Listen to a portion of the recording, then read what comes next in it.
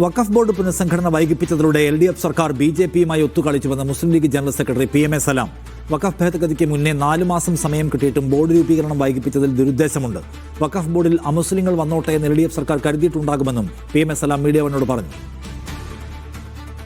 കഴിഞ്ഞ LDF സർക്കാർ വഖഫ് ബോർഡിന്റെ രൂപീകരണം വൈകിപ്പിച്ചത് സംബന്ധിച്ചുള്ള വാർത്തകൾ വിവാദമായിരിക്കുകയാണ്. ഇപ്പോൾ നമ്മോട് പ്രതികരിക്കുന്നത് മുസ്ലിം ലീഗ് സംസ്ഥാന ജനറൽ സെക്രട്ടറി PM സലാമാണ്. ഈ പുതിയ വഖഫ് ഭേദഗതി, അതായത് അമുസ്ലിങ്ങൾ ഉൾപ്പെടുത്തണമെന്നുള്ള പുതിയ വഖഫ് ഭേദഗതി വരുന്നതിന് മുമ്പ് ഒരു 4 മാസം സർക്കാരിന് കാലമുണ്ടായിരുന്നു. ആ സമയത്ത് രൂപീകരിച്ചില്ല എന്നൊരു വിവാദം ഉയരുന്നുണ്ട്, അല്ലെങ്കിൽ ഒരു പ്രശ്നം ഉയരുന്നുണ്ട്. എങ്ങനെയാണ് അതിനെ കാണുന്നത് മുസ്ലിം ലീഗ്? വളരെ വ്യക്തമല്ലേ കാര്യങ്ങൾ? വളരെയധികം ദുരുദ്ദേശത്തോടു കൂടിയാണ് ഈ പ്രവർത്തനം LDF ചെയ്തത്. ഇപ്പോൾ ഈ 2 അമുസ്ലിങ്ങളെയും അതുപോലെ മറ്റു പല പ്രാതിനിധ്യം കൊടുത്ത് വഖഫ് ബോർഡിൻ്റെ രൂപീകരണത്തിൽ മാറ്റം വന്നത് 2025 ഏപ്രിലാണ്. അന്നാണ് പാർലമെൻറ്റ് മുസ്ലിം ലീഗ് അടക്കമുള്ള കക്ഷികളുടെ ശക്തമായ എതിർപ്പുണ്ടായിട്ട് പോലും ഭൂരിപക്ഷ പ്രകാരം പാസ്സാക്കിയത്. ആ നിയമത്തിനെ ചോദ്യം ചെയ്തുകൊണ്ട് പാർലമെൻറ്റിൽ മുസ്ലിം ലീഗ് എതിർത്തു. അപ്പോൾ ചോദ്യം ചെയ്തുകൊണ്ട് സുപ്രീം കോടതിയിൽ കേസ് നിൽക്കുന്നുണ്ട്. അതിൻ്റെ അവസാന വിധി വരാൻ ബാക്കിയുണ്ട്. അപ്പോൾ അന്ന്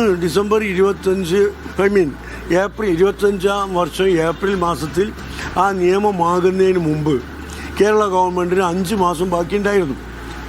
2024 ഡിസംബറിലാണ് കേരള വഖഫ് ബോർഡിൻ്റെ കാലാവധി അവസാനിച്ചത്. ആ അവസാനിച്ച ഉടനെ തന്നെ പുതിയ വഖഫ് ബോർഡ് രൂപീകരിച്ചിരുന്നുവെങ്കിൽ ഈ നിയമത്തിൻ്റെ പരിധിയിൽ വരുമായിരുന്നില്ല. അമുസ്ലിം വക്കലും അതുപോലുള്ള കാര്യങ്ങളൊന്നും വരുമായിരുന്നില്ല. പക്ഷേ ഈ ഗവൺമെൻറ് 5 മാസം അനാവശ്യമായി ദീർഘിപ്പിച്ചു. മറ്റു ബോർഡുകളും കോർപ്പറേഷനുകളൊക്കെ കാലാവധി തീരാതെ തന്നെ പിരിച്ചുവിട്ട് പുതിയ ബോർഡുകളും കോർപ്പറേഷനുകളൊക്കെ രൂപീകരിച്ചു കൊണ്ടിരിക്കുന്ന കേരള സർക്കാർ മറിച്ച് വഖഫ് ബോർഡിൻ്റെ രൂപീകരണം 5-6 മാസം നീട്ടിക്കൊണ്ടുപോയി.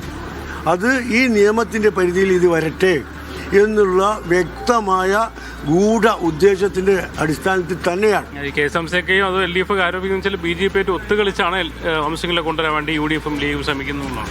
അതാണ് ഇപ്പോൾ ആരാണ് ഒത്തുകളിച്ചതെന്ന് വളരെ വ്യക്തമല്ലേ?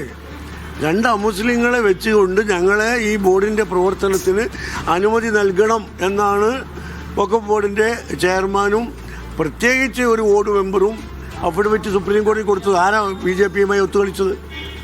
ഈ ബോർഡ് 5 മാസം മുമ്പ് രൂപീകരിക്കാവുന്ന അവസരമുണ്ടായിട്ടും അത് രൂപീകരിക്കാതെ BJP കൊണ്ടുവന്ന നിയമത്തിനനുസരിച്ച് രൂപീകരിക്കാൻ നീട്ടിക്കൊടുത്തതാരാ?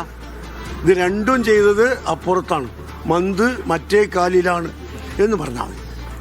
തീർച്ചയായും ഈ നിയമം അല്ലെങ്കിൽ ബോർഡ് രൂപീകരണം വൈകിപ്പിച്ചത് BJPയുള്ള ഒത്തുകളി എന്ന് തന്നെയാണ് PM സലാം ആരോപിക്കുന്നത്.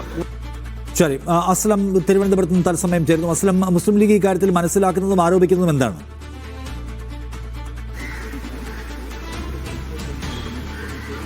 കഴിഞ്ഞ സർക്കാരിന്റെ കാലത്ത് വഖഫ് ബോർഡ് രൂപീകരണത്തിന് ഒരു 4 മാസം അവസരം ഉണ്ടായിരുന്നു. പുതിയ വഖഫ് ഭേദഗതി നിയമത്തിന് മുമ്പ് അത്തരമൊരു വൈകൽ ഉണ്ടാക്കിയത് അത് BJPയുടെ ഒത്തുകളിയുടെ ഭാഗമായിട്ടാണ്, ദുരുദ്ദേശപരമായിട്ടാണെന്നാണ് ലീഗ് ആരോപിക്കുന്നത്.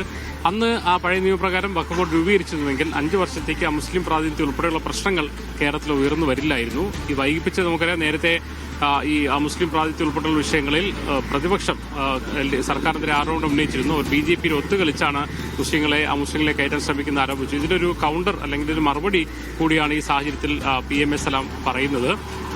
LDF സർക്കാരിന് മുന്നിലാണ് വഖഫ് ഭേദഗതിക്ക് മുമ്പ് തന്നെ ഈ ഒരു പുതിയ ബോർഡിന്റെ രൂപീകരണം നടത്താനുള്ള ഒരു അവസരം ഉണ്ടായിരുന്നത്. അത് അവസരം കളഞ്ഞു കുളിച്ചത് ദുരുദ്ദേശപരമാണ്, അതിന് പിന്നിൽ ഒരു ഒത്തുകളിയാണ് എന്നാണ് പറഞ്ഞത്. അതിനുശേഷം പിന്നീട് ഇപ്പോൾ UDFനെതിരെ അവർ ആരോപണം ഉന്നയിക്കുകയാണെന്നാണ് പറയുന്നത്. എന്തായാലും കഴിഞ്ഞ സർക്കാരിന്റെ കാലത്ത് ഈ വഖഫ് ബോർഡിന്റെ രൂപീകരണം വൈകിപ്പിച്ചത് അതൊരു രാഷ്ട്രീയ ആയുധമാക്കി മാറ്റാനാണ് ലീഗ് ശ്രമിക്കുന്നത്.